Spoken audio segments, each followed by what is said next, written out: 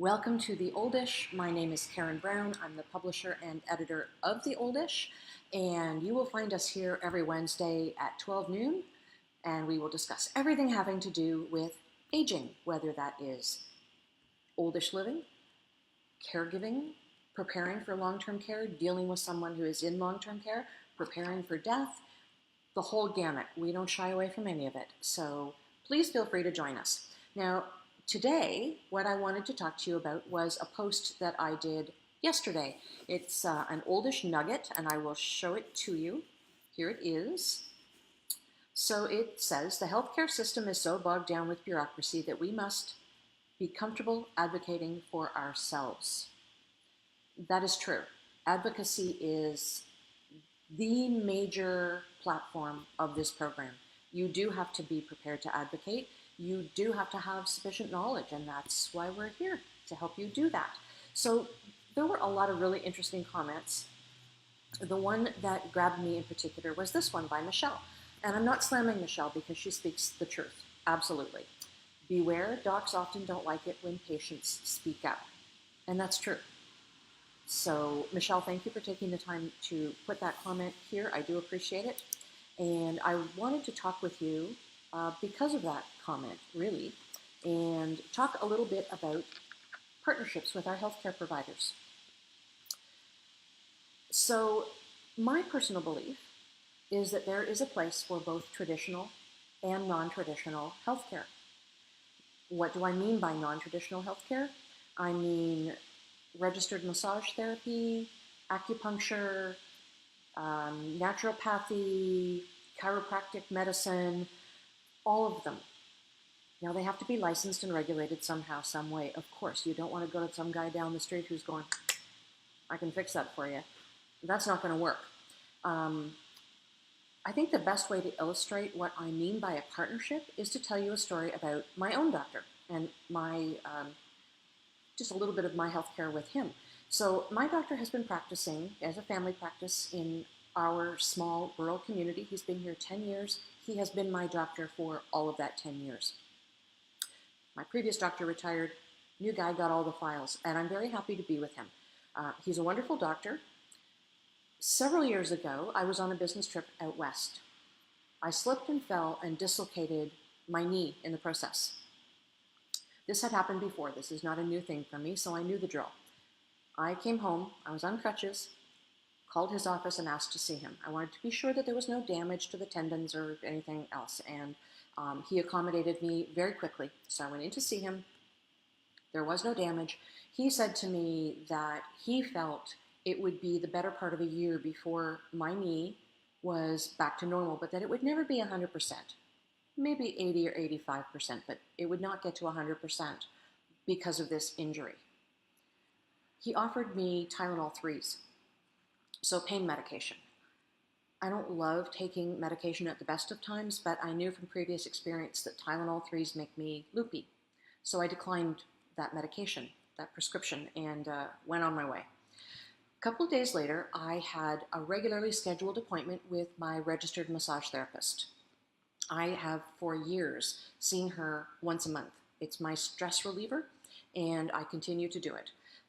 I hobbled into her office on my crutches, and she looked at my knee and said, "What have you done?"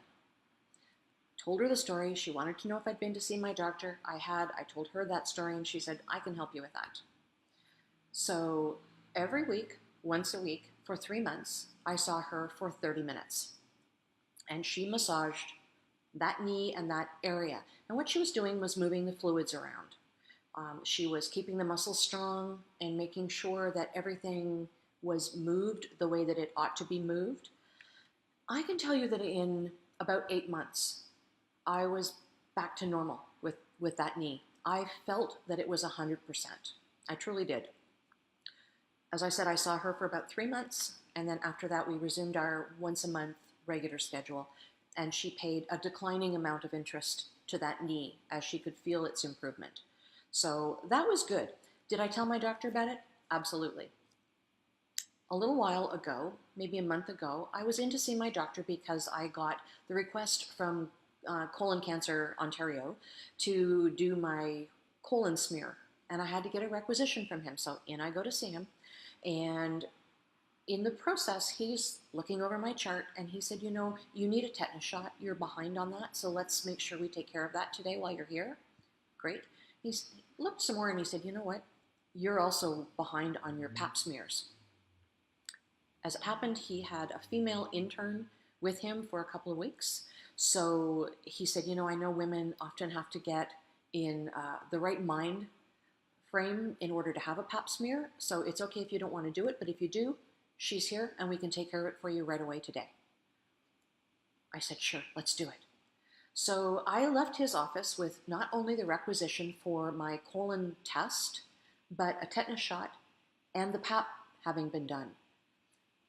So what does this tell you? My doctor was advocating for me in the areas of his expertise. I advocated for myself when it went outside of his area of expertise, outside of his comfort zone and the areas of medicine that he is abundantly familiar with. That's a partnership. I feel that we both do our jobs. There is nothing more important to me than my health, and the operative word there is my health. It is my health. And if my doctor were to refuse to do something that I felt I needed, I would try to persuade him, but I have no problem going to a second opinion, whether it's traditional medicine or non-traditional medicine. It's fine. That's my job. It's my health. So is medicine siloed? Absolutely. It's very siloed. And I feel that in Ontario, which is where I live, it is perhaps more siloed than some of the other provinces. And I know that there are many jurisdictions where you don't get to choose your doctor. Here we're very fortunate, and I get to choose my doctor. And if my doctor and I don't see eye to eye, I can choose another doctor. Doctors, though, do not have the time that they need to keep up on the advancements and journal articles in their own field of practice, much less fields of practice that are outside of their comfort zone, what they learned in school. So, you know, I would be very happy if my doctor was just able to keep up on his family medicine practice. And that's what he does. He's very good at it, and I have a lot of respect for him, and he is always the first call I make. So, you know, that to me is a good partnership. We can argue that they should embrace alternative medicines, and some doctors do. I'm not sure to what extent my doctor does. We've never really had that discussion apart from my need for a massage therapist that one time. Should we take responsibility for our own health? Yes, in big capital letters. Yes, it is your health. Take responsibility. How do you do that? Well, you make notes, you ask questions, you do your own research. Don't just take your doctor's word for it. Like I said a moment ago, they don't have the time to keep up on all of the journal articles that pertain to the latest advancements in their field or in medicine in general, heaven forbid. Somebody did tell me the statistic about the number of journal articles that come out on a daily and weekly basis, and it would blow your mind. There is no way that I want my doctor spending all of his time reading every single article. He knows what he needs to keep up on, and he does. So I'm happy with that. I'm not saying that you should be argumentative with your doctor, but I am saying it is your health. You need to be firm. You need to recognize the partnership, and you need to recognize your part in the partnership. Okay? Hope that clarifies the statement about bureaucracy and my belief that you should advocate, and also my genuine and huge respect for the field of medical practice. It goes beyond that, though. Medical practice isn't just traditional medicine anymore, so educate yourself and be aware. Okay? So this week on The Oldish, we did publish, as always, a lot of really fascinating articles, all of which you can read at theoldish.com. We published an article on tech to help distance caregivers. So more and more adult children are living at quite a distance from their aging parents, and they want to be able to keep up. They want to be able to help and feel that they're participating and not feel that they're trapped between a rock and a hard place. So there are new tech advancements all the time to help them do that. We published an article on ride hailing and how it is decreasing ambulance use. Did you know that between 10 and 40% of calls to EMS are not emergencies? You know, there is something to be said for recognizing when your issue is an emergency and when it's not, and leaving the emergency vehicles free to help people who are having true emergencies. If you feel, though, that your issue is an emergency, you should call. But these ride-hailing services are becoming more and more popular. There is a pilot program going on in 11 Ontario community centres to combat senior loneliness. It involves prescribing bingo, among other things. Check that one out. Cannabis in Canada. Now, they are looking at the fact that back in the day, in the 60s and the 70s, the THC percentage in cannabis was between 6 and 8%. It is now between 20 and 30%.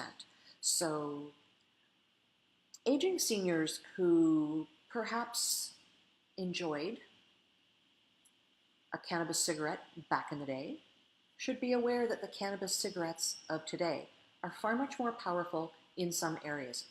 So there is information coming forward on that from the Ontario government as we look forward to cannabis being made legal very soon. I believe it's the 18th, so that is just 8 days from now. Is early retirement a financial mistake? Well, some people think so. There's been a lot of publicity lately about something called FIRE, which is Financial Independence, Retire Early. There are people who completely believe in that. There are other people like financial guru Susie Orman, who says that is the worst mistake you could make because you miss out on the compound interest gains on your investments. Where do you sit on all of this? Retiring early has some attractive benefits, but you have to know that you can financially keep yourself afloat for the remainder of your years. Exuma. There were a lot of solutions offered on the Facebook page to an article that we shared on Exuma. Different people had different solutions. Let me see if we can find that here. Let me see. We have to close some of these windows so that I can get to the page and look at the Exuma solutions, because there were some that were more popular than others. My internet is very slow today. I wonder if that's why the technology crashed earlier. A lot of people using those new iPhone 10s. Let me see. We may not be able to get to it quite so easily, but if you are interested in Exuma, if you have Exuma, you should maybe check that article out. It's coming up slowly. You can maybe check it out and you can see if any of the solutions that have been offered are solutions that maybe you haven't tried yet that may be of interest to you. Let me just see. Exuma. No, it's not wanting to be fast enough for me. So, I don't want to hold you up about that. So we'll just leave it at that and come back to you. There we are. Okay, now let me have a look here in case there is anything that you are saying that we want to see.